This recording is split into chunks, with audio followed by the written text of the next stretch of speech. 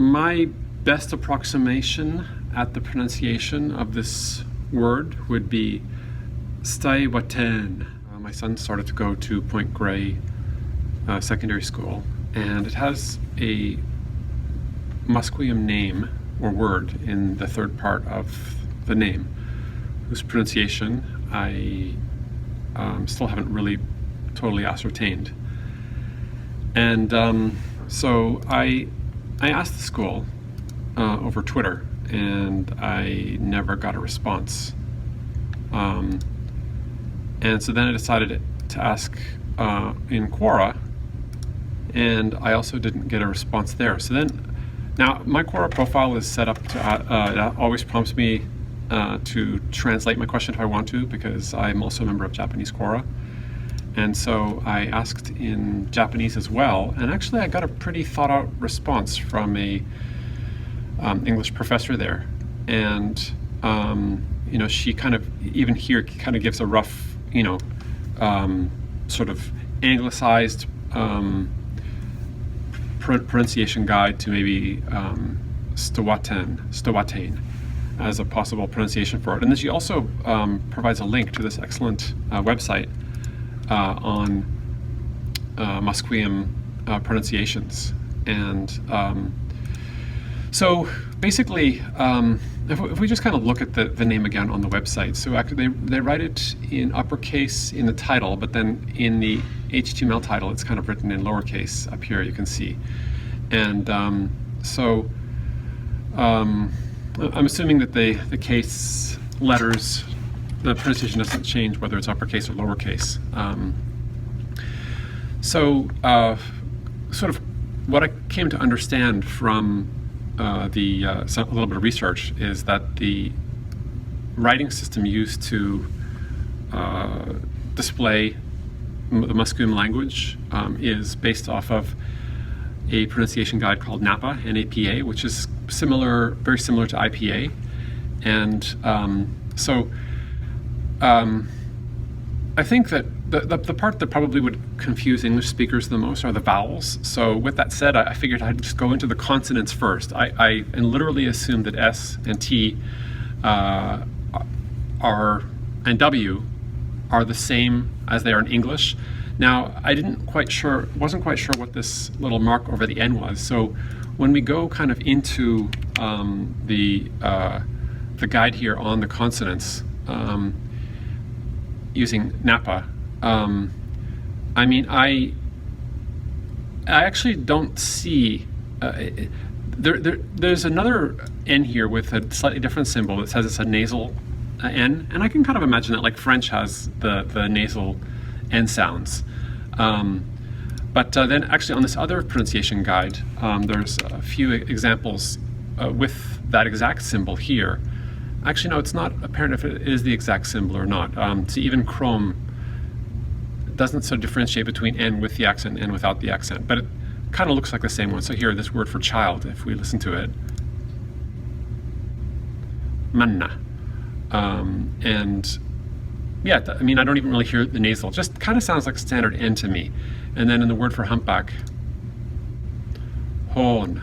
Okay, so yeah, just sounds like a standard N to me. So then the next ones are the vowels. And so, well, what is upside down E? Well, I'm very familiar with upside down E. It's probably the most common sound in English, actually. It's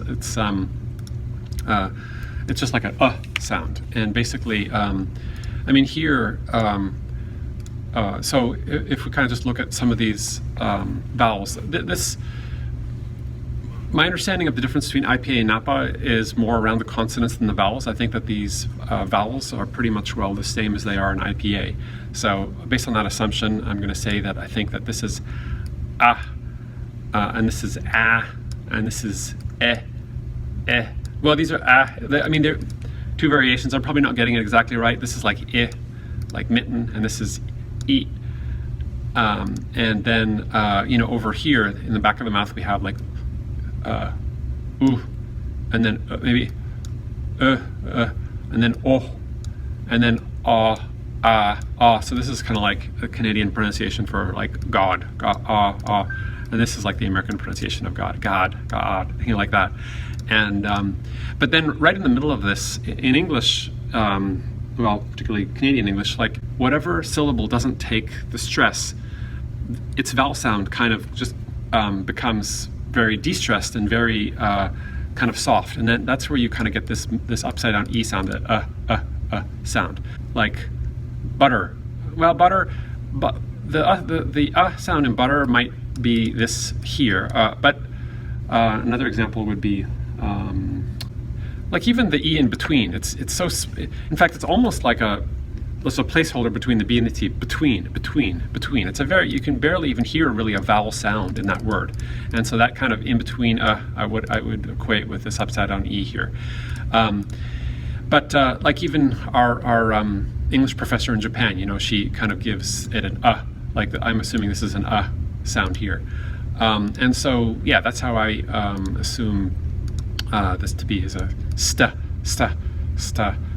and then the Y to be, well, actually that's a good question. I was making an assumption that it was like an E, but maybe it's not an E. Let's take a look at, see if we can find some examples of the Y used. Well, it sounds like an E, hai, to me, so it does sound like it is being used as an E sound there. How about when it starts is it like a yellow?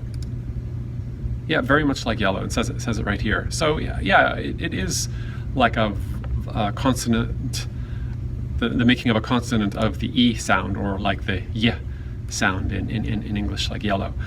Are there any more? Oh, here. So yeah, there's. So okay. So anyway, yeah. I think we can just assume that you know, it would be almost like stay, except for stay. And then again here in the second part of it, what, and then the E is probably an E sound. Let's confirm that here. For the Musqueam word for clock, weck. Actually, that's almost a wetch. I'm not going to focus a lot on that, but I'm just going to say that this definitely was like, you know, weck, or a wet type of a vowel sound. So it's an E sound. And then the question about the colon. Well, I think what it's really related to is in IPA there's this symbol here, which is basically used for making an extra long sound. So 10 would become 10. And this is, I think, hard for North Americans because we don't really elongate vowels like that, except for the E and U sounds. So say, for instance, in the word you know, save, we have a diphthong, A. Well, it's like literally the first letter in our alphabet. Whereas if you hear a Scottish person say save, they'll say it like save, and so they just take the E sound and then they elongate it. And so I'm assuming that that's what this pronunciation is. It's a 10 sound. And so my best approximation at the pronunciation of this word would be Stəywəteːn,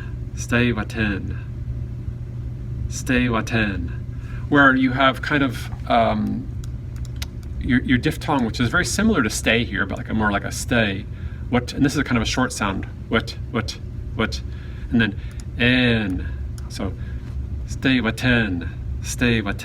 That's my best pronunciation. That's my best approximation of what the pronunciation might be. And I don't know if I'm right or not, but what I don't like is the mystery around it. I don't think that it helps our kids understand its meaning or significance in any way.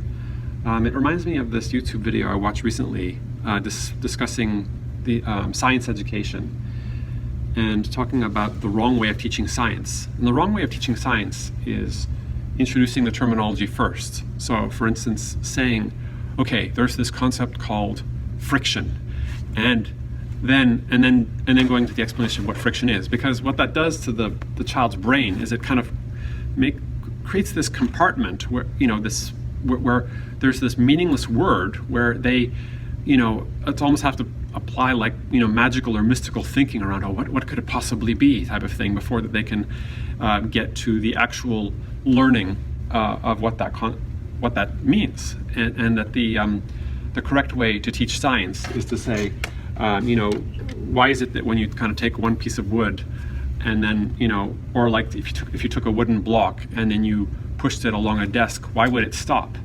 Well, the reason why is because each piece of wood has like little bumps in it, and when the little bumps on the wooden block bump into the little bumps on the table, they slow the block down, creating heat as they do, and eventually causes the block to stop. That's why people used to be able to create fire by, say, rubbing two pieces of wood together, because they would get those little bumps to keep bumping into each other, create more and more heat, and eventually they'd create enough heat that it would start to smoke and smolder and eventually catch on fire. And that process of those little bumps bumping into each other and creating heat, there's actually a word for it, and that word is called friction. And where by explaining the concept first, the child already imagines it. They probably could quickly think of brakes on their bicycle and other ways in which they are already familiar with the concept of friction, and so they're primed to be instructed about the word for friction. And I think that in the same way, if you're going to introduce a new word into the lexicon of British Columbians, you need to first educate them on what the concept. What is Stəywəteːn? Is Stəywəteːn is it a type of animal that frequented this area, or is it something related with weather, or is it something related with health or personal relations? What is it that I lived in Japan for 12 years, and I'm familiar with the fact that there are many concepts for which there are words in Japanese that there aren't in English. And so if that's one of these cases, that it can be explained and understood accordingly. It's very possible that there's a concept here that will enrich the lives of people when they come to understand it, and then when they say yes, and there's a convenient word for it, it is Stəywəteːn, then it'll be like, bam, great, and going forward I know exactly what this word is used for and when to use it, and my life is better and more enriched because of it. And I feel like the school needs to step it up and reverse the way that they introduce elements of Musqueam culture and language into our society if they really want to do our kids a service here.